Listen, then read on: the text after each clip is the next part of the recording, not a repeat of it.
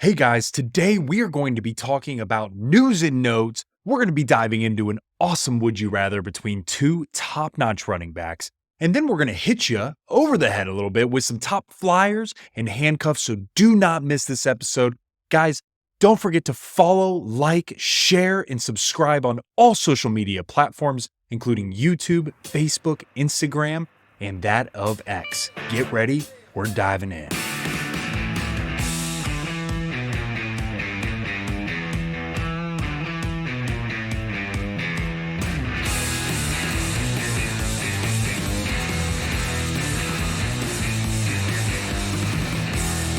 All right. Welcome to the show. This is the Frankly Fantasy Football Podcast. We are your hosts, Frankie and Johnny. Welcome in, Frankie. Can you smell it, my brother? It is draft week, draft season. It's here, man. My soul is smiling, John. You know when people get excited around the fall time when they're like, ooh, pumpkin spice lattes. Hey, get your pumpkin spice latte. That's how I am with mock drafts. That's how I am with fantasy football. I'll have a pumpkin beer instead of a pumpkin spice latte and we'll enjoy. You know, John, one other call out too, man. Totally sidebar. I get so excited sometimes that I start doing like a slow motion thing.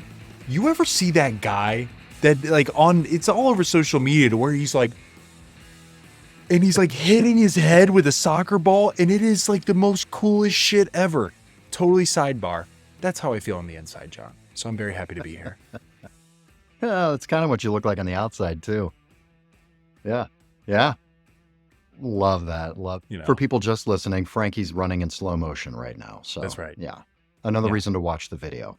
Draft season is PSL season. Okay, good to know. Notes by Frankie. Thank you for joining us, everyone, and thank you for following us. The growth on the channel has been wonderful. We owe it all to you. Yes. Thank you from the bottom of our hearts, you guys. We really appreciate it. Please continue following, sharing, commenting on all social media, X at Frankly Fantasy F, Facebook and Instagram at Frankly Fantasy Football, and please watch the videos on YouTube, guys. We've done a ton of mock drafts. We've done rookies. We've done new faces and new places.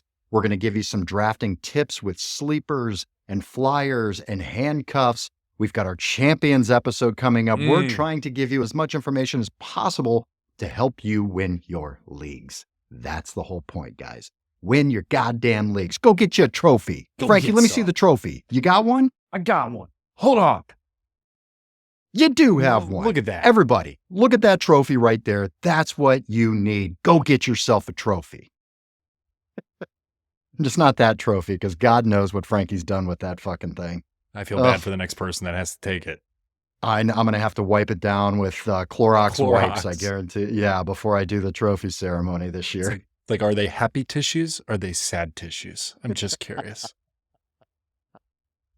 I don't have any sad tissues. They're all happy tissues. What do you mean? Every day. Oh, God. On that note, let's get to the news, baby. This season, absolutely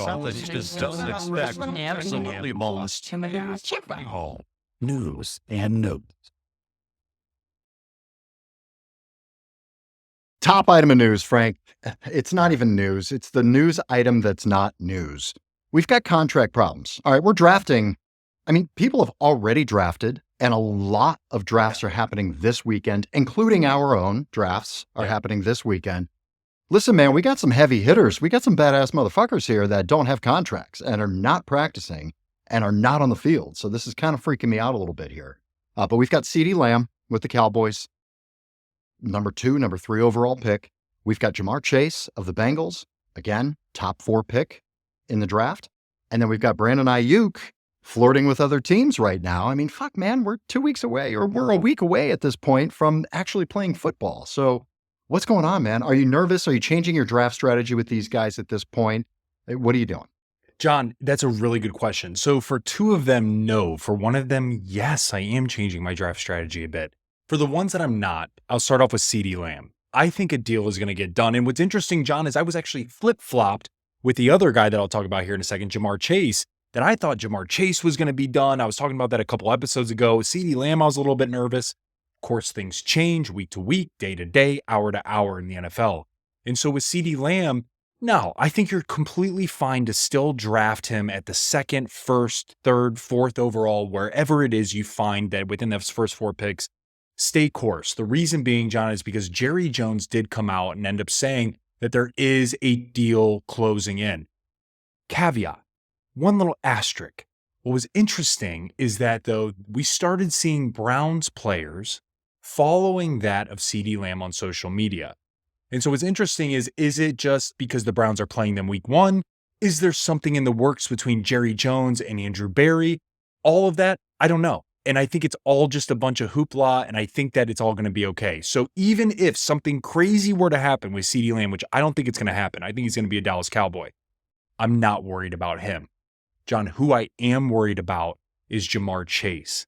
Jamar Chase was recently speaking with that of Chad Ochocinco, and basically said, and Chad basically also came out and said this as well, that he would recommend that Jamar Chase doesn't step on that field if he doesn't have a contract.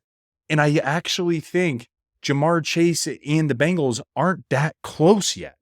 And so when you're thinking about the start of the league, when we're 1 week away from literally kickoff at this point in time, John, yeah, that significantly kind of freaks me out. And so, him being maybe a top 5 pick, I'm going to probably go Amon-Ra over him now. I'm going to go JJ over him now, even with, Sam Darnold at the helm. There's just too many different things that I'm not willing to put my entire team's stake on waiting until Jamar Chase maybe gets a contract in week 3 or week 2 or week 4, which I hope it'd be before that, but I'm not willing to risk my entire team on that. John, the other key item that you mentioned, or the key person, is Brandon Ayuk. Not really nervous about it. I don't think he's necessarily going to be a San Francisco 49er, though, but I think that he is going to find a nice, cozy home somewhere. What's interesting, John, is that Jahan Dotson went to that of the Eagles. The reason that this is interesting is because I think that they could potentially be moving around certain pieces to make a play at Brandon Ayuk. Again, it makes a lot of sense. We talked about this. Brandon Ayuk played with Jaden Daniels at Arizona State. Brandon Ayuk is really close with Jaden Daniels, right? And then on top of it, the Commanders have the capability to also bring on Brandon Ayuk. So whether he does end up staying at San Francisco, whether he does end up going to the Commanders, knowing he's roughly about a 3rd round pick in 12-team leagues, or maybe 4th round, depending on, I'm okay. I don't think anything's going to change. So for CeeDee Lamb, Brandon Ayuk, stay course for the time being. Stay close, though, to the information, but you're okay in my eyes. Jamar Chase, I'm a little bit hesitant, man. I think that would change where I would take him in the 1st round. I'm with you on that, man. Absolutely. That's good analysis. Let's get right to the next piece of news then. You happened to mention it already. You stole my thunder there, Frank. Jahan Dotson plus a 5th round pick traded to the Eagles for 5th and 2 7ths. All right, yes, it looks like they're making room for Brandon Ayuk. I mean, as soon as I saw that trade come across, I went, oh shit, that's what they're doing. This is going to happen. So maybe by the time this episode airs, we'll have an update. But as of right now, we do not. Does this do anything for you as far as fantasy goes? Jahan Dotson going to the Eagles? No, in terms of the Eagles, right? So no, in reference, if I'm drafting A.J. Brown, Devonta Smith, do I have to worry about them or Jahan Dotson eating into target share? Absolutely not. What this does kind of do is it bolsters Terry McLaurin a tad in my eyes, right? Because it's straight up target share amount. Now, again, this is completely under the assumption that they are not adding Brandon Ayuk. If they go a different route, the 49ers re-sign him, right?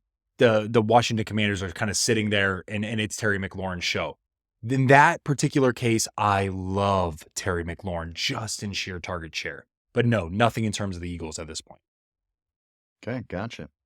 All right, talk about a few things here. Gardner Minshew named the Raiders QB1.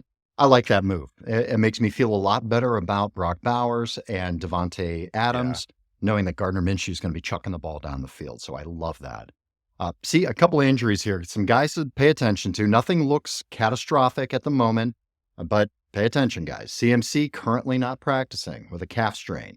He's pushing to play week 1, but Kyle Shanahan said that he's been a psychopath about his rehab trying to get in. So knowing CMC and how he functions, I see him being there for week 1, man.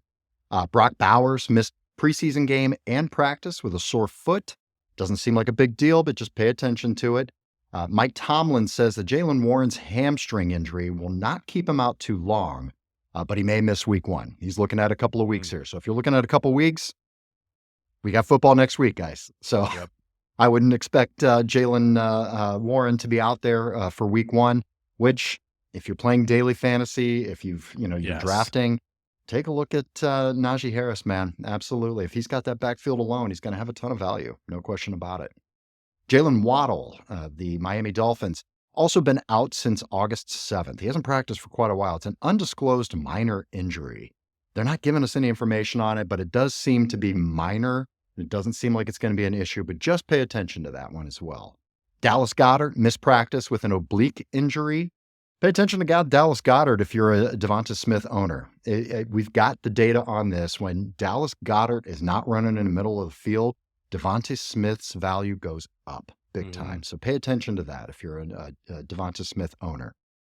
All right, this one, it's a little rough, but it's just a little interesting as well for this backfield. Kendre Miller, running back for the New Orleans Saints, he may be placed on IR. He's got a hamstring injury. It looks pretty bad. If he's placed on IR, it's an automatic 4 games.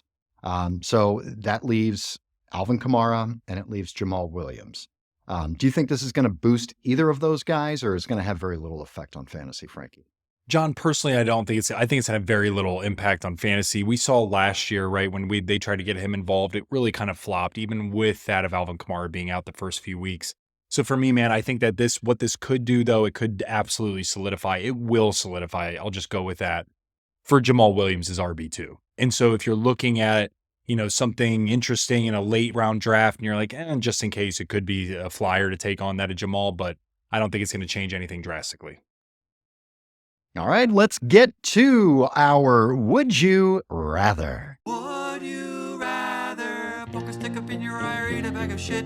Sit up on a pineapple or throw it on her dick? I said, would you rather? All right, now we're at our Would You Rather. Frankie, we've got 2 guys here. This is tough, man. This is a very difficult Would You Rather. I almost hesitated doing it because it's really difficult to figure out which guy to take here. But these guys are literally back-to-back. They're right there in the second round waiting for you. We've got Derrick Henry and Travis Etienne. Derrick Henry of the Baltimore Ratbirds, the Ravens. Travis Etienne of the Jacksonville Jaguars. All right, Frankie, King Henry, break him down for us. Let's talk about it. King Henry the 10th, baby. He is running back 9. His ADP is 18. So what does that mean? You're going to need to take him in the first 2, maybe 3 rounds, depending on your particular league. Guys, what he has done is, looking at stats, when we look at last year, again, it is a King Henry kind of year. 243 fantasy points and that of half PPR. What does that mean? He averaged 14 points a game just about. And so then you look at, okay, well, what is his hard stats? Hard stats meaning rushing yards, etc. Over 1,100 yards rushing, 12 touchdowns, 36 targets, 28 receptions, 214 yards receiving. Dude was a freaking stud once again, man. Now, John, we got to break this down even further because just by looking at stats with King Henry, we got to really start diving in. And the first thing that comes to mind for me, man, is the strength of schedule. What does this look like when you're comparing him to another top-tier caliber running back? The Baltimore Ravens end up having the 4th hardest schedule based on Vegas forecasted win totals. So they have the 4th hardest schedule in the NFL this year. So what does that mean? What are some pros and cons for that then of King Henry? Well, the biggest pro there is he's no longer playing with Tannehill. He's no longer playing with Will Levis. John, he is playing with 2-time MVP Lamar Jackson, who, by the way, just so happened to run for 800 yards last year. What's also interesting is the Ravens had, last year, they had the most rushing yards of any particular team in the NFL last year. And if you remember who was their top running back, it was Gus Edwards, man. And so when you're layering on King Henry and swapping him for Gus Edwards, That's like, I mean, do you want 5 guys or do you want a steak dinner filet from, Marble Room in Cleveland, right? So completely different tiers here, man. So then we layer it, break down the onion even further here. He's going to a way better offensive line unit, man. Last year, the Titans' offensive line was terrible, absolutely pathetic. And so now you're going to an offensive line again to where they already had the number 1 rushing team in the NFL. In addition, man, Derrick Henry still led the league with the most rushing attempts. How crazy is that? Led the league with the most rushing attempts. And over the last 6 years, he's never had less than double-digit touchdowns. Here's what's crazy. The last 6 years, never less than double-digit touchdowns. That includes his 8-game season in 2021 where he got hurt. He still had 10 touchdowns. John, what this dude is doing is nothing short of incredible. What he's done for the Titans, and now he's going to be able to bring that to that of the Ravens. Okay, cool. What's a con for him then? Well, the biggest con that I can see, man, is number 1, Lamar. As much as I said that is a pro, it could slightly be a con. And I say that because Lamar is a rushing quarterback, could certainly take some of those rushing attempts, whether it's around the goal line or even in short yardage formats. Lamar does really well because he's so shifty. The other key call out is the defenses that Derrick Henry played against when he was with the Titans. Much different caliber than that of the AFC North. AFC North, they ended up having 2 top 10 defenses last year. And then in addition, already looking at that of 2024, the Browns are projected number 1 and the Steelers are projected in the top 8. So now King Henry is going to have to play 4 games against projected top 10 defenses that are already within their division. So that is, it's a little bit rough.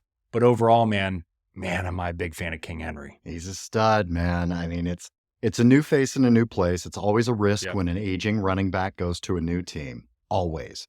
But man, I've been calling for the end of Derrick Henry for like 3 years now, man, and it just hasn't happened. I mean, shit, the guy played every single game last year. He didn't miss a single game. Crazy. He had 12 touchdowns. He had a stretch, week 12, 13, and 14, 3 games in a row with double touchdowns. 2 touchdowns in each of those 3 games in a row.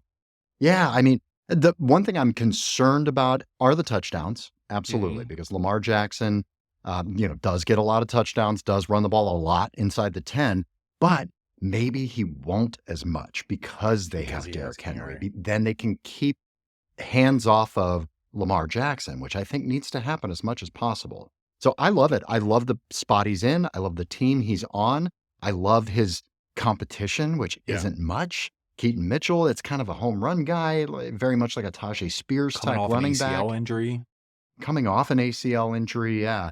And then you've got some of the other, common names that we've seen in that backfield for quite a while, but nothing that's going to take a lot of volume away from Derrick Henry there. So yeah, they're going to be in a scoring position much more often than what we've seen Derrick Henry. So maybe his yards go down, but his touchdowns go up because they're just in scoring position much more. So it's really interesting. I mean, all of these things I think are very, very good things for Derrick Henry. So I love him. I'm all over him this year. All right. Who are we comparing him to here, Frankie? John, it's Travis Etienne. As you mentioned earlier on, guys, and Johnny, you hit the nail on the head. They are being drafted right next to each other. Travis Etienne is running back 8, and his ADP is 17, right? Derrick Henry was running back 9. His ADP is that of 18. So literally right next to each other. So what did Travis Etienne do? Well, Travis Etienne ended up being a top 5 fantasy football running back last year. Absolutely amazing, man. Ended up having 258 fantasy points in half PPR. He's averaged just about around 15 points a game. And he ended up having 1,008 yards rushing and 11 touchdowns. But if you are in a half PPR or PPR, come here, get a little closer.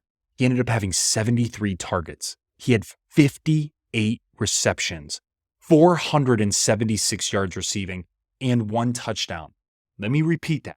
73 targets as a running back. You never see that shit outside of CMC. So, and maybe Alvin Kamara in his heyday. And how about this? Maybe a Matt Forte, bringing that way back.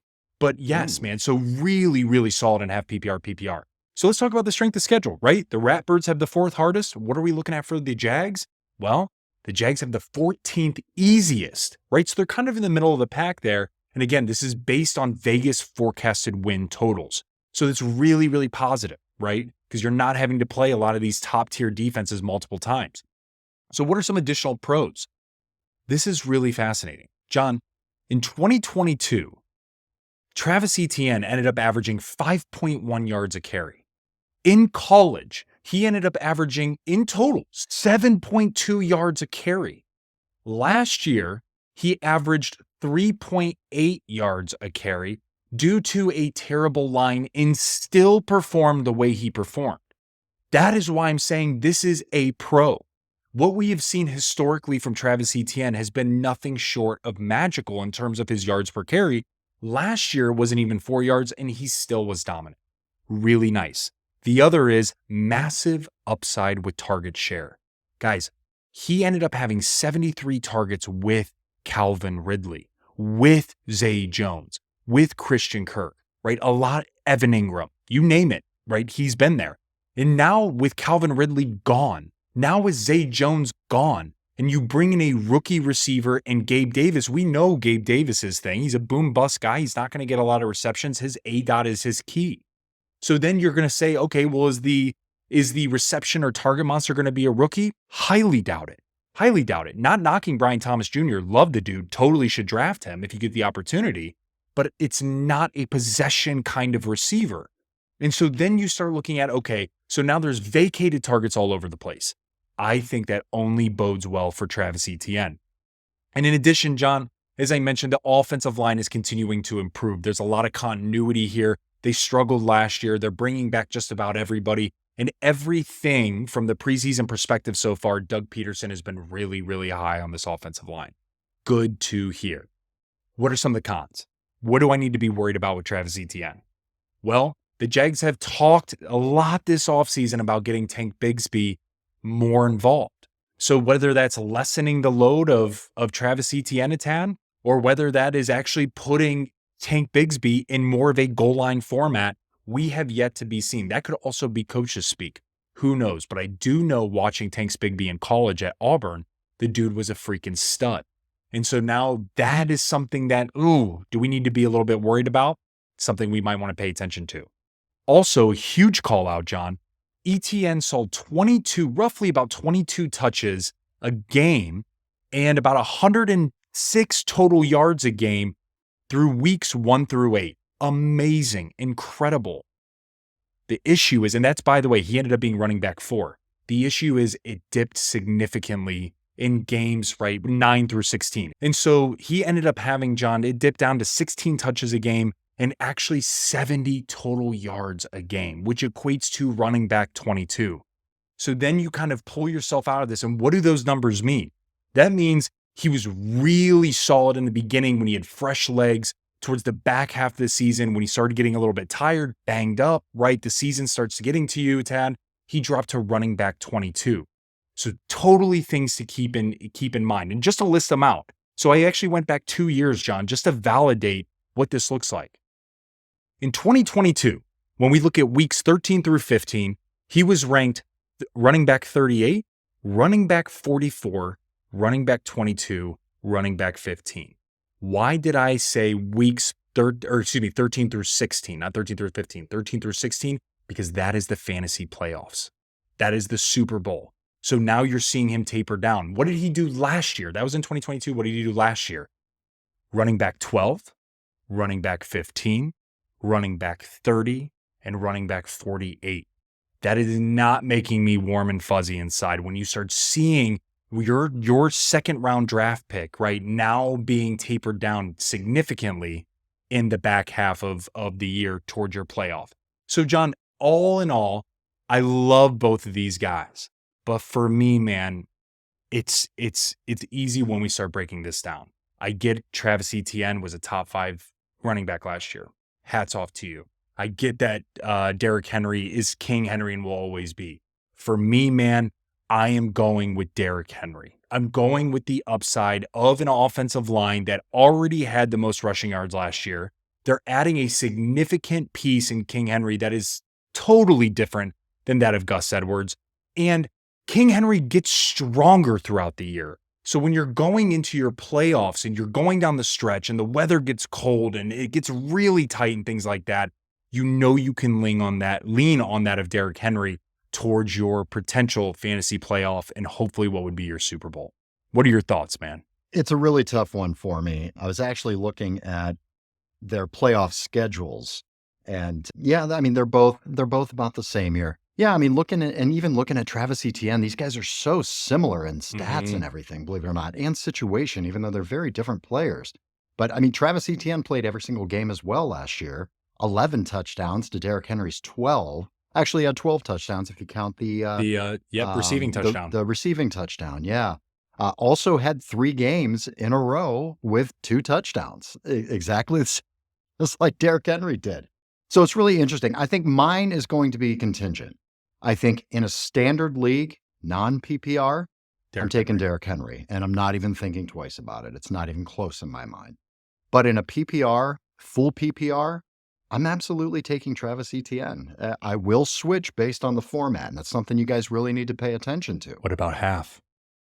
Half PPR? Come on, put your stamp on it, Johnny. Who are you Toss a going coin, with? man. Come on. I think I would much rather anchor my team with a Travis Etienne. Okay, If interesting. we're talking about, if we're talking about a half point PPR, and I'm staring at, this is going to be probably my RB1. I go very heavy typically in these drafts with running or receivers in the first round or two. So this likely to be my running back one. I'm just going to take a little bit more youth. I'm going to take a little bit more in the passing game. Even though I think Derrick Henry's going to have an excellent season, and I do love him, but I do steer more towards Travis Etienne and a half point or full point PPR. In a standard league, I'm taking Derrick Henry. Love it. All right. Okay, let's get to, Frankie, what we're going to do here, we're going to talk some handcuffs, man. Ooh. All right, let's talk about some handcuffs here. Why don't you explain to everybody what a handcuff is and what a handcuff isn't? Guys, what a handcuff is not. We are not listing off guys that are like a 1A to a 1B. A good example of who we are not focusing on are teams like that of Washington Commanders, where you have Austin Eckler, Brian Robinson. That to me is a 1A, 1B. Neither of those guys are a handcuff to the other. The Lions, David Montgomery, Jahmyr Gibbs, Chargers, Miami, Cincinnati, Tennessee, Dallas, Panthers. These are teams that are actually having a 2-back tandem or a complete committee, right? So these are not handcuffs. What is a handcuff is somebody who is absolutely the running back 2 on the team, but the running back 1 is the guy. There's no question about it. Don't even think twice about it. It's that guy unless something crazy happens like an injury. That is what we're going with. So a handcuff is somebody who is truly behind a running back 1. Okay? So, John, the first handcuff here, man, and I got it. And this is a guy that, we might have thought, right, that, Frank, you just said this could be a 1A, 1B situation. Like, what the fuck are you talking about? No, this is not. It's Tyler Allgeier. And the reason that he's a true handcuff this year, John, is because Raheem Morris is not Arthur Smith. Arthur Smith liked the 2 running back tandem for whatever the reason was. It was the most frustrating shit I've ever seen. Because you have a Ferrari in the garage and you're rolling out, in a brand new Ford Taurus. Not a bad car, but it ain't a fucking Ferrari, right? And so Tyler Allgeier is definitely going to take a step back, right? He's going to be the running back 2 there. I don't see it being a tandem play. So he's being drafted as the running back 50. His ADP is 162.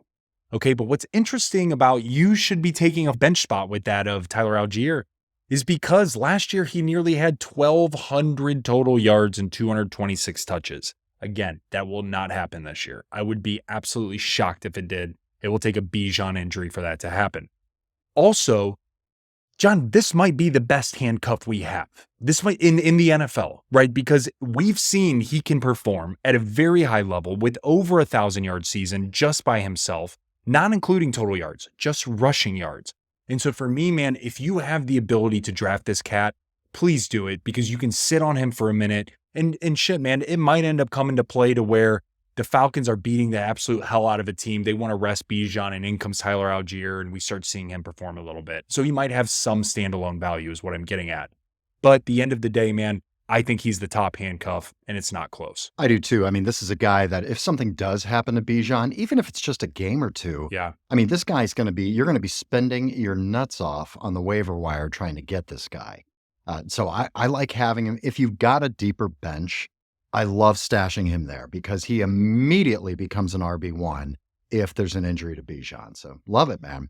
All right, get to the next guy here, Frankie, because I love this guy. This is a guy I took on our last mock draft. I think he's in a great position. I think he's a great running back.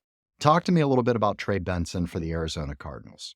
Rookie review, check it out, guys. It's going to be right over here. Go ahead and click that. The reason being is because we're going to do a deep dive analysis for you in Tre Benson. But just to give you some cliff notes here, he's being drafted as running back 38. His ADP is 110.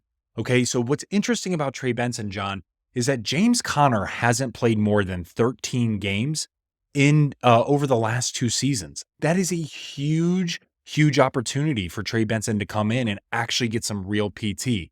In addition, they are positioning Tre Benson truly as the running back 2. He had a really awful first preseason game and had a massive bounce back on the second preseason game to the point to where the coaches, the front office literally made a statement about, wow, is he rapidly getting better quickly? So love Tre Benson from that perspective, man. And I think you can get him pretty cheap, right? We're talking ADP of 110. I mean, I know that's not the ADP of, 162 with Tyler Allgeier, but for 110, I mean, guys, we're talking in a 10-man league, that's round 11. In a 12-man league, that's early round 10, right? Maybe back half of 9, depending on how crazy your teams are drafting. So you can still get this guy at really good value. And John, he's probably going to have some standalone value as well. He will absolutely start this year at some point. James Conner, I love him this year. I think he's got a great opportunity. Now they've got some weapons with Marvin Harrison Jr. and a healthy Kyler Murray. But man, James Conner's never played a full season. His entire career, not 1 year has he played all games. That just bodes well for Tre Benson. He's going to come in with fresh legs, and I think he's going to be really good with this offense, man. So yeah, absolutely. Love grabbing him just for some depth at my running back position there.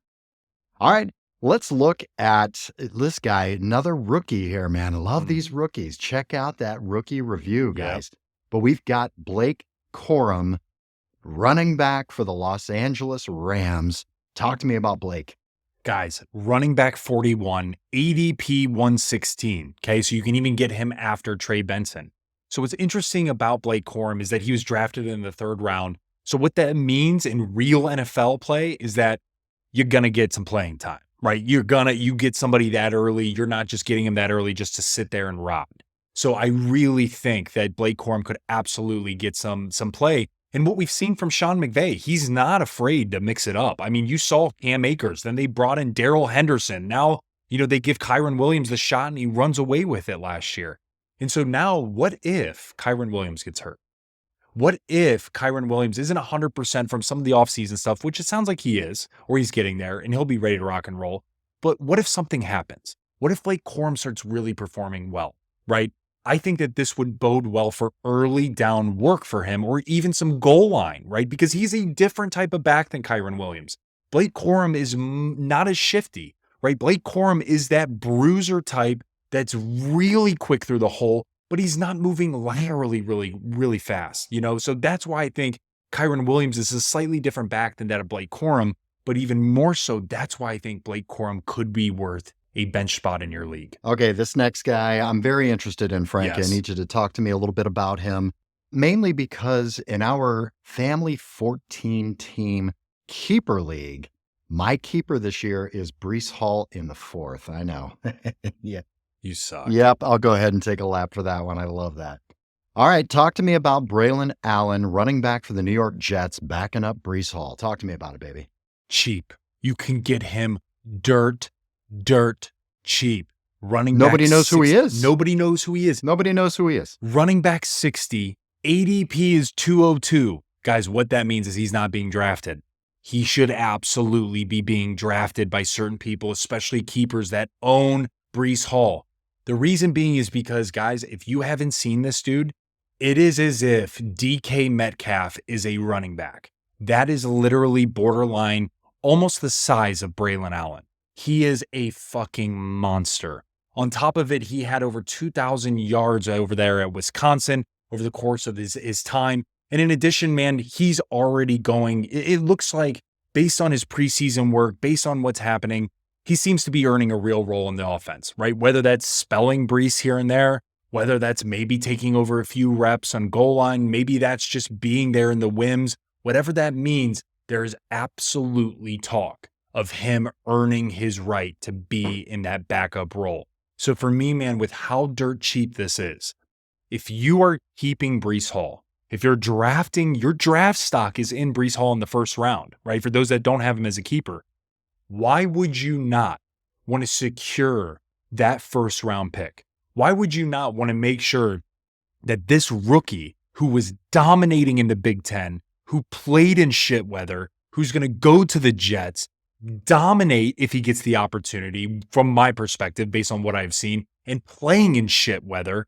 right, on a good team, as long as Aaron Rodgers is there, with great receivers around him, protect your draft stock. And that's where you can get Braelon Allen for literally nothing. So, John, that's why, especially for you, man, dude, it's a gold mine that you can sit there and you can grab this dude and not even trip. Okay, let's move on here. Last guy we're going to talk about is handcuffs. Zach Charbonnet, running back for the Seattle Seahawks, backing up KW3, Kenneth Walker III. Talk to me about him. John, running back 44, ADP 136. What does that mean? We're looking in 10-man league, maybe around 13, 14, 12-man league, maybe around that 12-round mark. So you can get him for nothing, guys. What's interesting about Zach Charbonnet is he is probably the closest to a 1A, 1B here in what I've listed, but he is not. He did play a complimentary role last year due to the fact of Kenneth Walker getting a little banged up. He finished with 141 touches and 671 total yards. But here's what was interesting about Zach Charbonnet. Number one is he ranked 20th out of the entirety of the NFL, ranked 20th in explosive runs and 11th in yards after contact per attempt. What that tells me is when he is getting the ball, he is going forward. He's not getting hit back. He's bouncing forward and is getting positive yardage constantly. So for me, out of all the guys we listed, I actually think he could be the guy that has the most standalone value because I truly think that he could spell that of KW3 a bit more. We already saw that, even though the coaches came out and said they're going to run the tits off of that of Kenneth Walker III. Like, so that was already said by Mike McDaniel and the coaching staff. But a lot of times, again, it's coaches talk. And a lot of times they're trying to hype up their guy. So for me, man, to lock in a super high caliber backup, man, that does have some standalone value at an ADP of 136, I mean, this is a fucking gold mine and should absolutely be something that people pay attention to from a handcuff perspective. Okay, we got a couple of honorable mentions here. We don't want to go into too much detail, but want you guys to be aware of a couple more handcuffs that we think could have some value for you. We've got Ray Davis. He's the rookie running back. You'll see him in our rookie review. He's backing up James Cook with the Buffalo Bills. So very interesting there. Ty Chandler backing up Aaron Jones in Minnesota. And Jamal Williams backing up Alvin Kamara in New Orleans Saints. That one's interesting because Kendre Miller is going to miss a lot of time here. So Jamal Williams will be definitely the handcuff there to an aging Alvin Kamara. So that one sounds pretty juicy to me. All right, Frankie, let's get to the next segment here. The last thing we're going to talk about are top 5 flyers. Please explain to everybody what in the hell is a flyer? Yes, good call out, John. Guys, what a flyer is not, it is not a sleeper. A sleeper is somebody who is much more in the middle tier rounds that you're getting some good value on that people necessarily aren't really talking about. A flyer is somebody, and how I ended up doing this is anybody with an ADP over that of 140. So if you think about that, it's going to be, if you're in a 10-man league, that means 14th round. If you are in a 12-man league, that literally means 12, back half of 12, 13 round. I wanted to do this because this is going to potentially be your last pick. John, we mentioned it in our last episode that our number one flyer last year, and it wasn't even close, was Nico Collins, and he went off.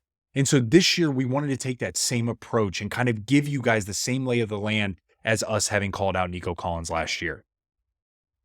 This first guy here, Frankie, I love it. It fits exactly your definition of a flyer. You can get him as your last pick, and I love doing it. This could be the Nico Collins of this year. I'm just throwing that out there as a possible prediction. It's kind of a nebulous receiver room in Green Bay. This is Dontayvion Wicks, wide receiver for the Green Bay Packers. Tell us why you think he's a great flyer. Guys, he's receiver 58, ADP 152. Last year, he had only 39 receptions, but had 581 yards and 4 touchdowns. He was a rookie last year that wasn't even talked about in the beginning of the year and exploded towards the back half. So much so, John, he actually ranked 11th out of every receiver in the NFL, ranked 11th in yards per target. That's insane when you think about the level of talent and the receivers in the NFL, that Dontayvion Wicks was literally 11th in yards per target in the NFL. In addition, John, he has great quarterback play. You can't pick a flyer if the quarterback room sucks. It doesn't make sense. So now that we've seen Love get paid at $55 million a year, you saw him explode. I mean, shit, I even think Colin Cowherd ended up listing him as his dark horse MVP, which is kind of crazy in my eyes, but it's so fun. It makes it fun. And so that's why, John, when you have a guy that produced last year, beat out Christian Watson to a certain degree, and really kind of beat out Romeo Doubs towards the end, and it was really just Jaden Reed and him and some of Romeo Doubs, why wouldn't you take a flyer on this guy? And by the way, if you haven't been watching the preseason, dude's been fucking tearing up. So for me, man, I love Dontayvion Wicks. Yeah, it's a similar receiver room to what you see with, teams like Kansas City. They've got a handful of guys that have flashed and have performed. You want to get a little piece. We're not really sure who the one is. It should be Christian Watson, but it should have been Christian Watson last year too. And he allowed Jalen Reed to emerge, and Dontayvion Wicks and Doubs. But Dontayvion Wicks, I think he's a better player than Romeo Doubs. I think he's a better player. I think he and Jaden Reed both are very, very good. I want a piece of this Green Bay offense. I want one of these guys. And typically when I'm looking at, I want a piece of somebody, I usually take the cheaper one because you've got the best option for that guy way overperforming his ADP, which with Dontayvion Wicks, he's definitely going to perform his ADP. He's free. He's not even being drafted. So love grabbing him at the end of the draft, man. Great call. All right, let's get to the next guy here, Frankie. This one surprised me a little bit. I like it. Yeah, I don't know a lot about this guy. So, inform me here, Frankie. His name is Colby Parkinson, tight end for the Los Angeles Rams. Talk about it. Not often do you guys want to take a flyer on a tight end. If you are waiting on a tight end, this is a guy you should consider. He's going at tight end 33. His ADP is 279. It's non-existent. He's literally not being drafted. But here's why he could be very, very interesting, is that he is set to play a significant role in the offense with the injury of Higbee. And I know this because McVay even came out and said that. In addition, he signed a 3-year, $22.5 million contract this past offseason, and it wasn't even talked about. That's what was so weird. We had a tight end that ended up getting a $22 million contract, and it was like, oh yeah, cool, nobody knows a lot about him, but yeah, that's great. It's just so weird to me. So I really think that this dude's going to be dominant. The other thing is he's going to get playing time because of Higbee getting hurt. But in addition to that, he's a great blocker as much as he is a good pass catcher. So when you have a tight end that can do both, that means you're going to be on the field for more opportunities. So for me, man, looking at kind of the landscape of the Rams, you have Matt Stafford. Look at what Matt Stafford has done historically with his tight ends. It has been very good. On top of that, Cooper Kupp is there. Puka Nacua is there. These guys are excellent. But if one of them get hurt, which every year it seems like Cooper Kupp or one of the other receivers are going to get hurt, Colby Parkinson absolutely is going to be a target monster in that specific situation. Let's just say everybody's healthy, John. He's a perfect outlet guy as well. So there's a lot of good stuff happening with Colby Parkinson to where maybe you do want to take a flyer on him instead over that of maybe a Cole Kmet, where he's now competing with that of Roma Dunze, DeAndre Swift, DJ Moore, Tyler Scott, Keenan Allen, etc. or maybe over that of a Pat Fryermuth, to where, things are a little bit up in the air with the quarterback room and we're not really sure how it's going to shake out. So you can wait, sit, draft your team, and maybe get a cat like that, a Colby Parkinson in the back. That's a sneaky one, man. That's a sneaky one. Sneaky. All right, the next guy, we're going to travel down to New Orleans here, Nolans, and we're going to talk about Rashid Shaheed, wide receiver for the Saints, man. Talk about it. I mean, this guy was a sleeper last year. This guy was considered that. And the fact that he's actually, his ADP, John, is still 146. He's receiver 57, I think is really disrespectful, if I'm being honest with you. He had 75 targets last year, 46 receptions, 719 yards receiving, and 5 touchdowns. John, this dude, I mean, in my opinion, he's got that receiver 2 spot probably locked up, assuming, something crazy doesn't happen with MT or whatever is going on from that side of things, let alone he's definitely receiver 3 at worst. And so for me, man, he had the other big time call out with Rashid Shaheed. He had 31 catches, over 20 yards. What does that equate to? 14th in the NFL. Guys, that is phenomenal. That is not an ADP of 146. That is not a receiver 57. That is a really solid flex player for you. And when you layer on the receptions, the 719 yards, the 5 touchdowns, etc., that's solid. And he almost had 80 targets. That is really good. And so, man, like all of this combined, I love Rashid Shaheed. And I think with the continuity with Derek Carr there, with Chris Olave going to be able to take the ceiling off along with him, and then you layer on Alvin Kamara, sure, there's quite a few mouths to feed, but Derek Carr seems to really like this guy. So for me, man, he's an interesting flyer. Okay, next guy, we're going to head out to L.A. Let's go to Los Angeles for the Chargers here. Josh Palmer, you want to talk about a guy not getting any respect? Right now, he's technically the one. He's technically the wide receiver 1 right now for the Los Angeles Chargers. All right, we've got Justin Herbert back in practice. Everything good to go there. Talk to me about Josh Palmer. I mean, it's crazy, John. I mean, he's receiver 55 right now, ADP 150. Okay, so again, that's 15th round in a 10-man league. Last year, he had 61 targets, 38 receptions, 581 yards, and 2 touchdowns. Without Mike Williams and Keenan Allen on the field, he ended up averaging 11 points a game in half PPR. Really solid. That's a flex piece if I've ever seen one. Kind of borderline a receiver 2 at that point, man. 11 points a game, double digits. You're averaging that without these 2 other guys there. That's borderline some crazy shit happening. And so he was even doing this, John, to your point. You called out Herbert's healthy. He was doing this when Herbert wasn't healthy. He was doing this with Jake Fromm, I believe it was the quarterback at the time. And so, or whoever the backup was there. So for me, man, I mean, knowing his production without those 2 studs in Keenan Allen and Mike Williams, knowing without his top tier, very well paid quarterback in Justin Herbert, he's still balled out. So what does the landscape look like? Of course, they added Lade McConkey, and then they also have Quentin Johnston. But John, outside of that, man, there's not a lot of shit going on. And so, I mean, Quentin Johnston, he really failed last year. I mean, really, really badly failed. And even in the preseason, he's been not doing well. Laddie's been balling out. And so what's interesting is Joshua Palmer, to your point, could literally be the receiver 1 on this team that you could get for literally nothing. So check him out. Yeah, it's foolish to not, if you see him there at the end of your draft, take him, put him on your team. It's ridiculous. There is 100% chance he overperforms his ADP. He is going to be involved. He's going to have targets from Justin Herbert on it seems to be shaping up to be a good team. They are projected to be a good offense.